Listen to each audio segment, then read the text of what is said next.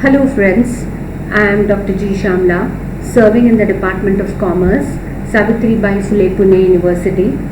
In this video, I would like to discuss about Porter's 5-Force model.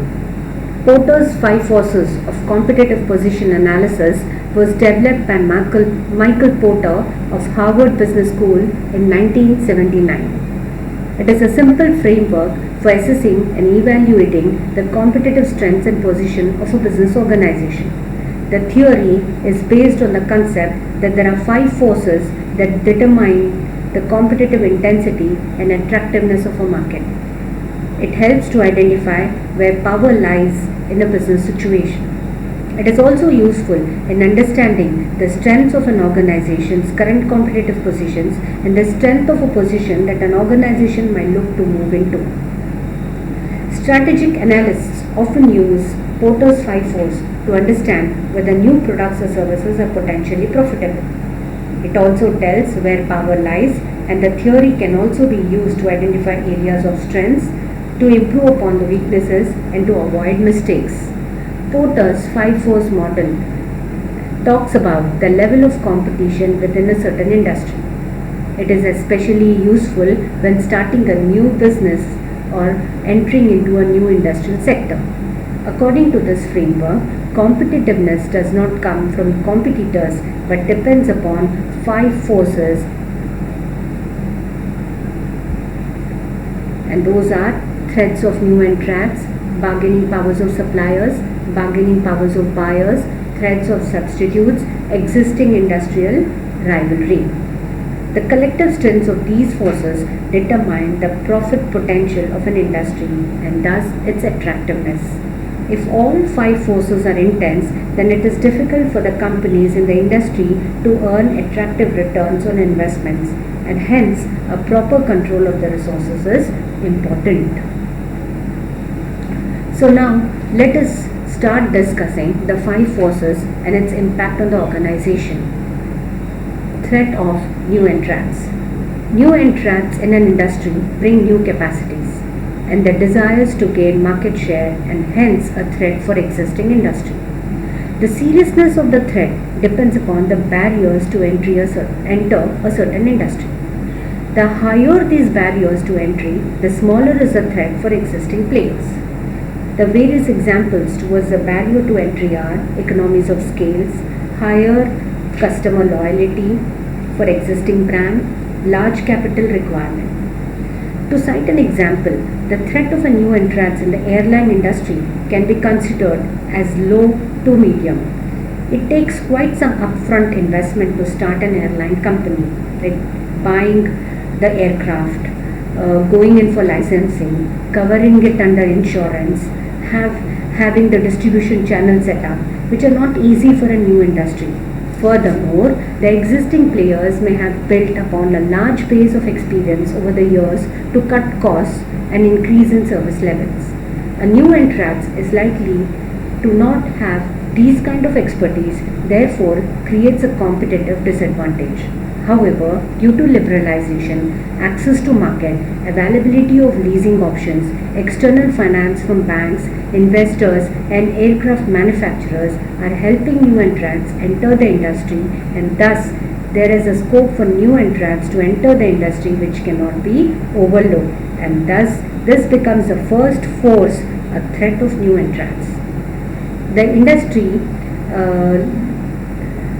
The low-cost airlines like Indigo, GoAir, SpiceJet are working very fine, and in fact, original players like Sahara, Jet Airways are not working anymore. To take another example about the auto industry, the threats for new entrants in case of auto industry is from medium to high with respect to economies of scale, capital requirement, government policies, and especially after 100% FDI in the automotive industry, this threat cannot be ignored and hence becomes one of the most effective force for existing firms to survive in this competition. Let us move to the next one, bargaining powers of suppliers. The force analyzes how much power and control a company's supplier has. Suppliers have power to raise the price and reduce the quality of purchased goods or services. This will actually lower the profit potential of the industry. The concentration of suppliers and the substitute supplies are important factors in determining suppliers' power. Fewer the suppliers, more power they have. Business can perform better when the supplier base is large. Sources of supplier power include switching costs of companies in the industry, the presence of available substitutes, the strengths of the distribution channel, the uniqueness or level of differentiation in the product or service. Again, to cite the example with the airlines, the bargaining powers of suppliers in the airline industry can be considered very high. Airline industry is dependent on oil, fuel and aircraft. These factors, however, are very much affected by the external environment over which the airline companies have very less control. The prices of fuel for aviation is highly dependent on the fluctuations in the global market for oil, which can change only because of certain geographical or other factors. So this becomes one of the important force. Few major suppliers who are existing in the present airline industries are Boeing, Airbus and Concorde. The other example about auto industry, the bargaining power of suppliers in the auto industry is low, the reason being free trade agreement and low import duties, and hence tackling this force becomes very challenging. Bargaining powers of buyers. Customers can always put the companies under pressure through their specifications. Customers have lot of power, but it largely depends upon the number of customers, because customers have large number of alternatives available for them. They can switch from one company to another company, from one brand to another brand easily. Their switching costs are high. Buying powers will be low when the customers purchase product in small amounts or in niche markets. It can be low even when the seller products are entirely different from each other.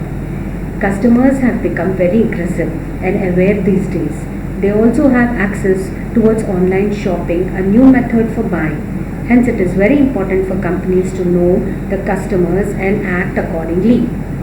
Example, with the same example of airlines, customers' buying power is high because they can check prices on online sites like GoAbigo, Make My Trip, ClearTrip and book the tickets. They also can use carriers according to their conveniences. So in order to control the bargaining power of customers, airline companies are offering the frequent flyers program and reward points to customers from time to time, and hence becomes one of the important force which needs attention.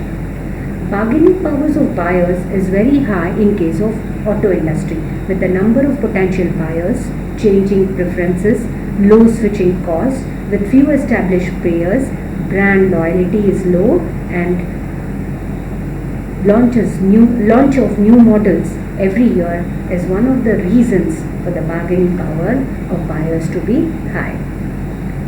The next one is the theory of substitute products.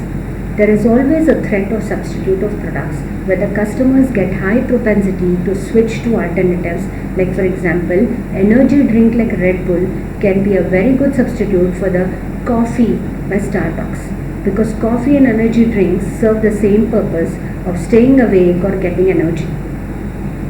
There is high switching cost as customers can switch from one product to another depending upon their needs and desires. Hence, industry should consider the factors affecting a substitute for goods, as this can affect their profitability.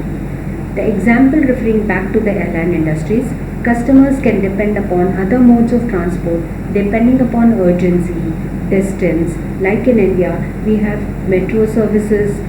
There are substitute goods like buses run on CNG and batteries also. The same case goes with the auto industry. The substitute products are very high. As just cited the examples, we have other substitute goods like buses, trains and etc. Rivalry among existing competitors. This refers to the existing competition and competitors in the marketplace. Rivalry is high when the competition is high. When industry is growing, slowly the customer can again switch costs because they will get attracted to low cost products. Hence, this is one of the biggest threat from competitors. Then, in order to keep the rivalry intense, companies spend more on advertisement and attract the right segment. Rivalry will be intense when barriers to exit are high, forcing companies to remain in the industry even though profit margins are declining. As customers have high switching costs, and therefore it can be said the rivalry among existing competition in the railway industry is high. Competitive rivalry in case of auto industry is also high due to various passenger car segments. Competition is high, especially after the entry of the foreign players like Mercedes and Volkswagen. The strengths of this model. The model proves to be a strong tool for competitive analysis at industry level. It helps organizations to understand the factors affecting profitability in a specific industry and can also help to inform decision making relating to whether to enter a specific industry or not, whether to increase capacities in a specific industry or not, and it also helps in taking strategic decisions, thus developing competitive strategies. However, it has certain limitations. The tool doesn't touch upon certain factors. Firstly, the environmental factors, government laws, effects of globalization, unstable economic conditions, and customers' expectation.